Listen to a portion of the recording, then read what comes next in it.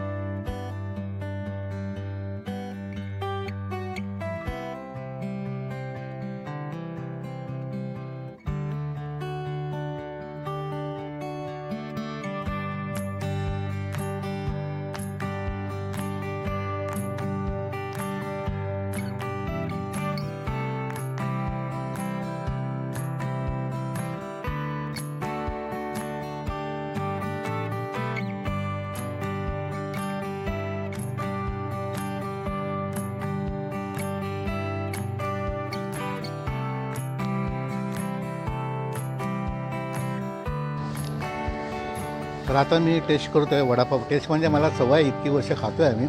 पण तुम्हाला दाखवण्यासाठी आज खात आलो आहे. कारण या वडापावमध्ये जी झणझणीत ठेचा असतो ना, तो अप्रतिम आहे. त्याची चव म्हणजे आहा. म्हणजे वडापाव खाल्यावर असं डोक्यावर पाणी जमा झालं, तर एवढं आम्हाला तिखट खायची सवय आहे. तर भजीपाव म्हणा, आणि ती जी मिरची आहे ती स्पेशल मिरची असते, खास तळण्यासाठी घेतलेली.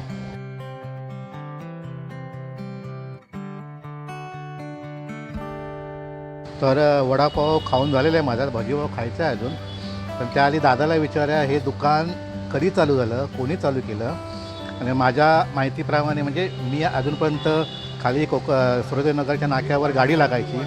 तिथे आम्ही वाट बघत असतो गाडी कधी लागते म्हणून. कारण त्या ठेचाचीच टेस्ट एवढी जबरदस्त आहे.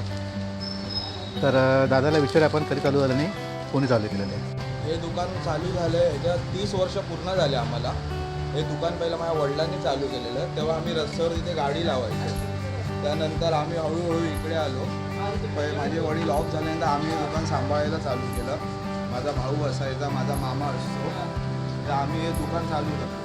पूर्ण बोरवली, विरार सगळ्या ज्या गाड्या येतात कोकणात जाण्यासाठी, त्यांना आठवणी नाही माहिती आहे की इथे सर्वोदय नगरला आल्यावर भांडूपला वडापाव कुठे चांगला भेटतो, तर इथे सर्वोदय नगर साई कृपा वडापाव सगळे लोक घेऊन जातात. आता आम्ही तर अमोलचा वडापाव म्हणून आम्ही फेमस म्हणजे ओळखतो याला, म्हणजे पहिल्यापासून. पहिलं गाडी होती ना हा, गाडी होती. तेव्हा काय नाव बिव नव्हतं. आता आम्ही दुकान घेतले, ते आम्ही नाव ठेवले साई कृपा वडापाव, लोले वडापाव. उलट आम्हाला खूप आनंद वाटतो की आपला एक मराठी माणूस एवढी प्रगती करतो आहे, म्हणजे हातगाडीवरनं दुकानावर.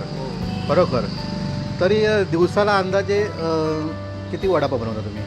आम्ही असं बनवत नाही. आमचं कसं स्टॉक असा चालूच असतो बनवायचा. तरी आम्ही बोलत नाही. तरी अंदाज म्हणजे एक 500च्या वर असतील.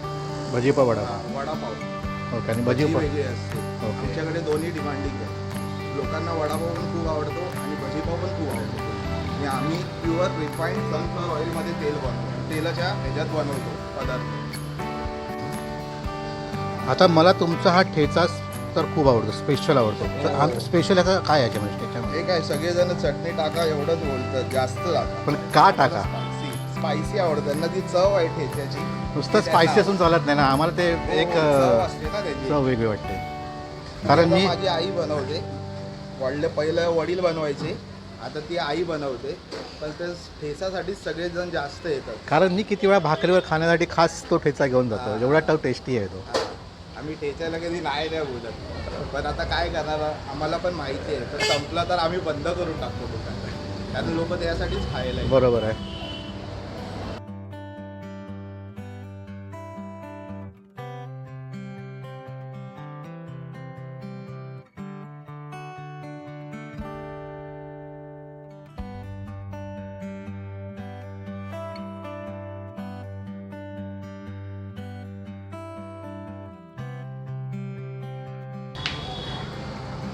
वडापाव खाऊन झाला तर भजीपाव खातोय.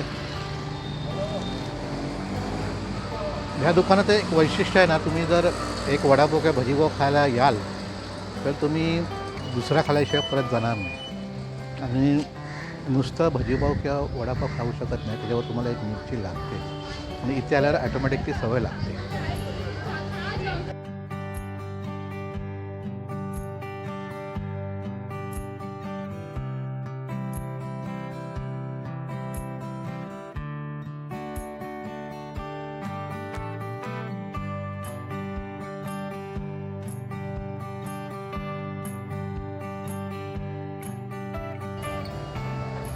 नमस्कार, तुम्हाला मी आत्ताच साई कुबळा स्नॅक कॉर्नर म्हणजे आमच्यासाठी अमोलचा वडापाव हे तुम्हाला मी दाखवलेलं आहे. सरोजनगरच्या गेटवरनं आतमध्ये आल्यावर राईट साईडला 2 नंबरचं दुकान आहे.